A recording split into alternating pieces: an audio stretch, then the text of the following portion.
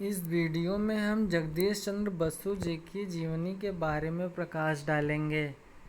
Doctor Jagdish चंद्र बसु का जन्म 30 नवंबर सन 1858 ईस्वी में हुआ था और इनकी मृत्यु 23 नवंबर सन 1937 को हो गई। भारत के प्रसिद्ध वैज्ञानिक थे जिन्होंने भौतिकी, जीव विज्ञान, वनस्पति विज्ञान और पुरातत्व का गहरा ज्ञान प्राप्त किया। वे पहले वैज्ञानिक थे जिन्होंने रेडियो और सूक्ष्म तरंगों की प्रकाशिकी पर प्रकाश कार्य किया। वनस्पति विज्ञान में उन्होंने कई महत्वपूर्ण खोजें की। साथ ही वे भारत के पहले वैज्ञानिक शोधकर्ता थे। वे भारत के पहले वैज्ञानिक थे जिन्होंने एक अमेरिकन पेटेंट प्राप्त किया। उन्हें रेडियो विज्ञान का पिता माना जाता है। वे विज्ञान कथाएं भी लिखते थे और उन्हें बंगाली विज्ञान कथा साहित्य का पिता भी माना जाता है। उन्होंने अपने काम के लिए कभी नोबेल नहीं जीता। इनके स्थान पर उन्होंने 1909 में मार्कोनी को नोबेल पुरस्कार दे दिया गया। ब्रिटिश भारत के बंगाल प्रांत में जन्मे बसु ने सेंट जेवियर महाविद्यालय कलकत्ता से स्नातक की उपाधि प्राप्त की। ये फिर लंदन विश्वविद्यालय में चिकित्सा की शिक्षा लेने गए, लेकिन स्वास्थ्य की समस्याओं के चलते इन्हें यह शिक्षा बीच में ही छोड़कर भारत वापस आना पड़ा। इन्होंने फिर प्रेसिडेंसी महाविद्यालय में भौतिकी के प्रधानाध्यापक का पद संभाला और जातिगत भेदभाव का सामना करते हुए भी बहुत से महत्वपूर्ण वैज्ञानिक प्रयोग किए। इन्होंने बेतार के संकेत भेजने में असाधारण प्रगति की और सबसे पहले रेडियो संदेशों को पकड़ने के लिए अर्धचालकों का प्रयोग करना शुरू किया। लेकिन अपनी खोजों से व्यावसायिक लाभ उठाने की जगह इन्होंने इन्हें सार्वजनिक रूप से प्रकाशित कर दिया ताकि अन्य शोधकर्ता इन पर आगे काम कर सकें। इसके बाद इन्होंने वनस्पति जीव विद्या में अनेक खोजें की। इन्होंने एक यंत्र क्रेस्कोग्राफ का आविष्कार किया और इससे विभिन्न उत्तेजकों के प्रति पौधों की प्रतिक्रिया का अध्ययन किया। इस तरह से इन्होंने सिद्ध किया कि वनस्पतियों और पशुओं के ऊतकों में काफ़ी समानता है। ये पेटेंट प्रक्रिया के विरुद्ध थे और मित्रों के कहने पर ही इन्होंने एक पेटेंट के लिए आवेदन किया। हाल के वर्षों में आधुनिक विज्ञान को मिले इनके योगदान को फिर मान्यता दी जा रही है। प्रारंभिक जीवन और इनकी शिक्षा। बसु का जन्म 30 नवंबर सन 1858 को बंगाल, जो अब बांग्लादेश में ढाका जिले के फरीदपुर में मेमन सिंह के घर में हुआ था। उनके पिता भगवान चंद्र बसु ब्रह्म समाज के नेता थे। फरीदपुर, बर्धमान एवं अन्य जगहों पर उप मैजिस्ट्रेट या सहायक कमिश्नर रहे। इनका परिवार रारी खाल गांव विक्रमपुर से आया था, जो आजकल बांग्लादेश के मुंशीगंज जिले में है। 11 वर्ष की आयु तक इन्होंने गांव के ही एक विश्वविद्यालय में शिक्षा ग्रहण की। 11 वर्ष की आयु में इन्होंने गांव के एक विद्यालय में शिक्षा ग्रहण की। बसु की शिक्षा एक बांग्ला विद्यालय में प्रारंभ हुई। उनके पिता मानते थे कि अंग्रेजी सीखने से पहले अपनी मातृभाषा अच्छे से आनी चाहिए। विक्रमपुर में सन 1915 में एक सम्मेलन को संबोधित करते हुए बसु ने कहा, उस समय पर बच्चों को अंग्रेजी विद्यालयों में भेजना हैसियत की निशानी माना जाता था। मैं जिस बांग्ला विद्यालय में भेजा गया वहाँ पर मेरे दाईं तरफ मेरे पिता के मुस्लिम परिचारक का बेटा बैठा करता था और मेरी बाईं ओर एक मछुआरे का बेटा। ये ही मेरे खेल के साथी भी थे। उनकी पक्षियों, जानवरों और जलजीवों की कहानियों को मैं कान लगाकर सुनता था। शायद इन्हीं कहानियों ने मेरे मस्तिष्क में प्रकृति की संरचना पर अनुसंधान करने की गहरी रुचि जगाई। विद्यालयी शिक्षा के बाद वे कलकत्ता गए और सेंट जेवियर स्कूल में प्रवेश लिया। जगदीश चंद्र बोस की जीव विज्ञान में बहुत रुचि थी। 22 वर्ष की आयु में चिकित्सा विज्ञान की पढ़ाई करने के लिए लंदन चले गए, मगर स्वास्थ्य खराब रहने की वजह से इन्होंने चिकित्सा डॉक्टर बनने का विचार त्याग कर कैम्ब्रिज के क्राइस्ट महाविद्यालय चले गए और वहाँ भौतिकी के एक विख्यात प्रोफेसर फादर लाफोंट ने बोस को भौतिक शास्त्र के अध्ययन के लिए प्रेरित किया। वर्ष 1885 में ये स्वदेश लौटे। भौतिकी के सहायक प्राध्यापक के रूप में प्रेसिडेंसी कॉलेज में पढ़ाने लगे। यहाँ वह 1915 तक रहे। उस समय भारतीय शिक्षकों को अंग्रेज शिक्षकों की तुलना में 1/3 वेतन दिया जाता था। इसका जगदीश चंद्र बोस ने विरोध किया और बिना वेतन के 3 वर्षों तक काम करते रहे, जिसकी वजह से उनकी स्थिति खराब हो गई और उन पर काफ़ी कर्जा हो गया था। इस कर्ज को चुकाने के लिए उन्हें अपनी पुश्तैनी ज़मीन भी बेचनी पड़ी। चौथे वर्ष जगदीश चंद्र बोस की जीत हुई और उन्हें पूरा वेतन दिया गया। बोस एक अच्छे शिक्षक थे जो कक्षा में पढ़ाने के लिए बड़े पैमाने पर वैज्ञानिक प्रदर्शनों का उपयोग करते थे। बोस के ही कुछ छात्र जैसे सत्येंद्र नाथ बोस आगे चलकर प्रसिद्ध भौतिक शास्त्री बने। रेडियो की खोज। ब्रिटिश सैद्धांतिक भौतिकी विज्ञान जेम्स क्लर्क मैक्सवेल ने गणितीय रूप से विविध तरंग दैर्घ्य की विद्युत चुंबकीय तरंगों के अस्तित्व की भविष्यवाणी की थी, पर उनकी भविष्यवाणी के सत्यापन से पहले 1879 में उनका निधन हो गया। ब्रिटिश भौतिकविद ओलिवर लॉज मैक्सवेल तरंगों के अस्तित्व का प्रदर्शन 1887 और 88 में तारों के साथ उन्हें प्रेषित करके किया।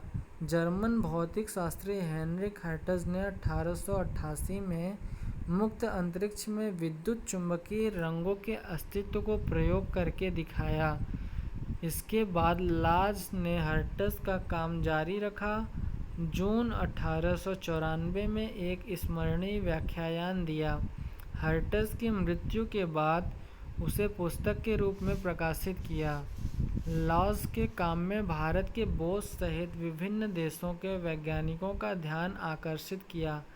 बोस के माइक्रोवेव अनुसंधान का पहली उल्लेखनीय पहलू यह था कि उन्होंने तरंग दैर्घ्य को मिलीमीटर स्तर पर ला दिया।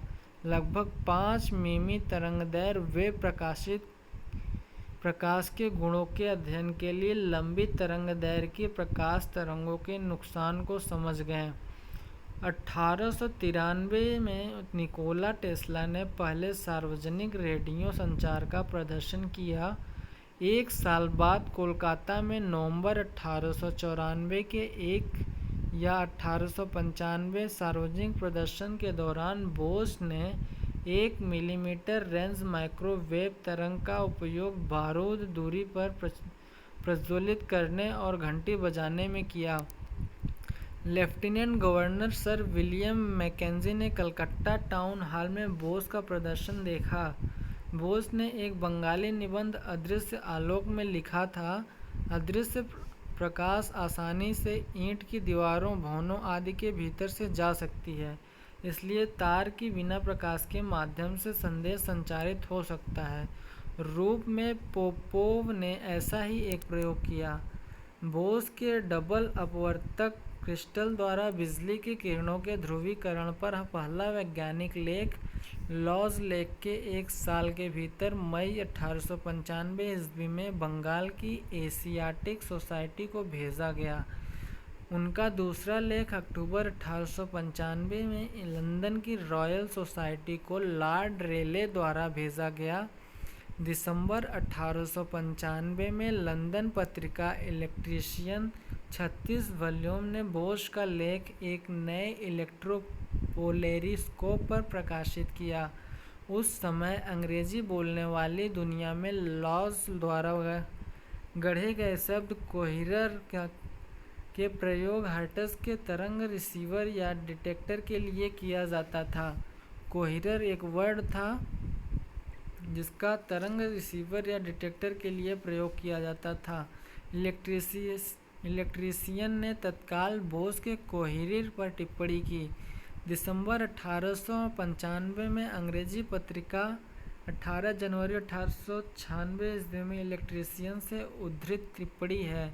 यदि प्रोफेसर बोस अपने कोहीरर को बेहतरीन बनाने में और पेटेंट सफल होते हैं, हम शीघ्र ही एक बंगाली वैज्ञानिक के प्रेसिडेंसी कॉलेज प्रयोगशाला में अकेले शोध के कारण नौ परिवहन की तट प्रकाश व्यवस्था में नई क्रांति देखेंगे। बोस अपने कोहीरर को बेहतर करने की योजना बनाई, लेकिन यह पेटेंट के बारे में कभी नहीं सोचा। रेडियो डेवलपमेंट में स्थान। बोस ने अपने प्रयोग उस समय किए थे जब रेडियो एक संपर्क माध्यम के तौर पर विकसित हो रहा था। रेडियो माइक्रोवेव ऑप्टिक्स पर बोस ने जो भी काम किया था वो रेडियो कम्युनिकेशन से जुड़ा हुआ नहीं था, लेकिन उनके द्वारा किए हुए सुधार एवं उनके द्वारा इस विषय में लिखे हुए तथ्यों ने दूसरे रेडियो आविष्कारकों को जरूर प्रभावित किया। उस दौरान में सन 1894 के अंत में गुग्लिएल्मो मार्कोनी एक रेडियो सिस्टम पर काम कर रहे थे जो वायरलेस टेलीग्राफी के लिए विशिष्ट रूप से डिज़ाइन किया जा रहा था। सन 1896 के आरंभ तक यह प्रणाली फिजिक्स द्वारा बताए गए रेंज से ज़्यादा दूरी में रेडियो सिग्नल्स ट्रांसमिट कर रही थी। जगदीश चंद्र बोस पहले वैज्ञानिक थे जिन्होंने रेडियो तरंगें डिटेक्ट करने के लिए सेमीकंडक्टर जंक्शंस का इस्तेमाल किया था और इस पद्धति में कई माइक्रोवेव कंपोनेंट्स की खोज की थी। इसके बाद अगले 50 साल तक मिलीमीटर लंबाई की इलेक्ट्रोमैग्नेटिक तरंगों पर कोई शोध कार्य नहीं हुआ था। सन 1897 में बोस ने लंदन के रॉयल इंस्टीट्यूट में अपने मिलीमीटर तरंगों पर किए हुए शोध की वर्णना दी। उन्होंने अपने शोध में wave guiders, horn antenna, dielectric lens, अलग अलग पोलराइजर और सेमीकंडक्टर जिनकी फ्रीक्वेंसी 60 गीगाहर्ट्ज़ तक थी, उनका इस्तेमाल किया था। यह सारे उपकरण आज भी कोलकाता के बोस इंस्टीट्यूट में शामिल हैं। एक 1.3 mm मल्टी बीम रिसीवर जो कि एरिज़ोना के NRAO 12 मीटर टेलीस्कोप में है, आचार्य बोस ने सन 1897 में लिखे हुए रिसर्च पेपर के सिद्धांतों पर बनाया गया है। सर नेविले मोट को सन 1977 में सॉलिड स्टेट इलेक्ट्रॉनिक्स में किए गए अपने शोध कार्य के लिए नोबेल पुरस्कार मिला था। उन्होंने यह कहा था कि आचार्य जगदीश चंद्र बोस अपने समय से 60 साल आगे थे। असल में बोस ने ही पी टाइम और एन टाइम सेमीकंडक्टर के अस्तित्व का पूर्वानुमान किया था। वनस्पति पर अनुसंधान। बायोफिजिक्स के क्षेत्र में उनका सबसे बड़ा योगदान यह था कि उन्होंने दिखाया कि पौधों में उत्तेजना का संचार वैद्युतिक इलेक्ट्रिकल माध्यम से होता है, न कि केमिकल माध्यम से। बाद में इन दावों को वैज्ञानिक प्रयोगों के माध्यम से सच साबित किया गया था। आचार्य बोस ने सबसे पहले माइक्रोवेव के वनस्पति के टिश्यू पर होने वाले असर का अध्ययन किया था। उन्होंने पौधों पर बदलते हुए मौसम से होने वाले असर का अध्ययन किया था। इसके साथ साथ उन्होंने रासायनिक इन्हिबिटर्स का पौधों पर असर और बदलते हुए तापमान से होने वाले पौधों पर असर का भी अध्ययन किया था। अलग अलग परिस्थितियों में से सेल मेम्ब्रेन पोटेंशियल्स के बदलाव का विश्लेषण करके वे इस नतीजे पर पहुँचे कि पौधे संवेदनशील होते हैं, वे दर्द महसूस कर सकते हैं, स्नेह अनुभव कर सकते हैं आदि। मेटल फटीग और कोशिकाओं की प्रतिक्रिया का अध्ययन। बोस ने अलग अलग धातु और पौधों के टिश्यू पर फटीग रिस्पॉन्स का तुलनात्मक अध्ययन किया था। उन्होंने अलग अलग धातुओं को इलेक्ट्रिकल, मैकेनिकल, रासायनिक और थर्मल तरीकों के मिश्रण से उत्तेजित किया था। कोशिकाओं और धातु की प्रतिक्रिया के समानताओं को नोट किया था। बोस के प्रयोगों ने नकली सिमुलेटेड कोशिकाओं और धातु में साइक्लिकल चक्रीय फटीग प्रतिक्रिया दिखाई थी। इसके साथ ही जीवित कोशिकाओं और धातुओं में अलग अलग तरह के उत्तेजनाओं स्टिमुलाई के लिए विशेष चक्रीय साइक्लिकल फटीग और रिकवरी रिस्पॉन्स का भी अध्ययन किया था। आचार्य बोस ने बदलते हुए इलेक्ट्रिकल स्टिमुली के साथ पौधे बदलते हुए इलेक्ट्रिकल प्रतिक्रिया का एक ग्राफ बनाया और यह भी दिखाया कि जब पौधों को जहर या एनेस्थेटिक चेतना शून्य करने वाली औषधि दी जाती है तब उनका प्रतिक्रिया कम होने लगती है और आगे चलकर शून्य हो जाती है। लेकिन यह प्रतिक्रिया जिंक धातु नहीं दिखाई जब उसे ऑक्सैलिक एसिड के साथ ट्रीट किया गया। नाइट की उपाधि सन 1917 में चंद्र बोस को नाइट की उपाधि प्रदान की गई तथा शीघ्र ही भौतिक तथा जीव विज्ञान के लिए रॉयल सोसाइटी लंदन के फेलो चुन लिया गया। रॉयल सोसाइटी लंदन का फेलो इनको चुन लिया गया। बोस ने अपना पूरा शोध कार्य बिना किसी अच्छे महंगे उपकरण और प्रयोगशाला के किया था, इसलिए जगदीश चंद्र बोस एक अच्छी प्रयोगशाला बनाने की सोच रहे थे।